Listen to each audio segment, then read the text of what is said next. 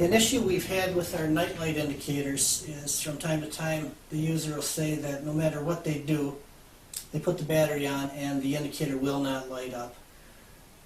9 out of 10 times the problem is right here between the magnetic contacts. There might be a small metal shaving or something like that laying in between there, so when you would put the battery on, it's actually shorting out the connection.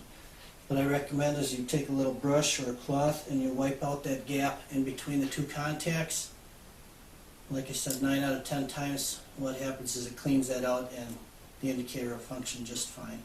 Another important thing to note regarding the nightlight indicator is the use of the 2016 battery. You can use a 2032 battery. It's twice the thickness and you'll get, no doubt, at least twice the useful life out of it, but what we found is it's not necessary. With the little 2016 battery at 15 degrees Fahrenheit, we have gotten 9 hours of continuous burn light, that bright, before we even started noticing it to fade. So it's not necessary to go with a bigger battery.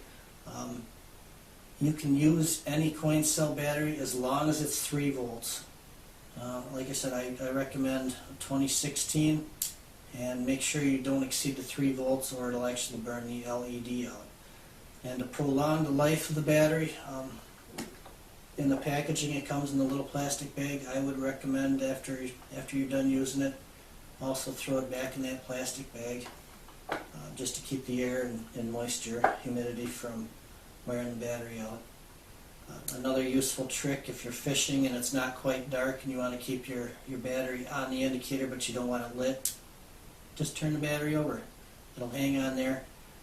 Only the negative side of the battery is connected to both terminals, so it's not shorting anything out, it's just not drawing any current.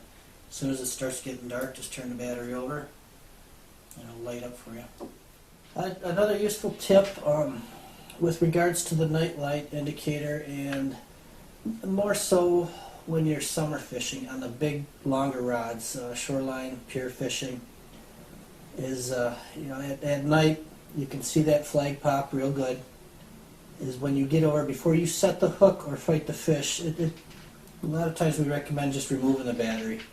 What's happened to me is I have lost batteries, and mainly because I end up getting snagged, and your natural instinct is to whip the rod, and with that the battery stays on there pretty darn good, but it takes a tremendous amount of force to hold that battery on and you start whipping the rod. So it's no fun when you're out fishing and the battery flies off, because there's a bad chance you're going to find that battery again.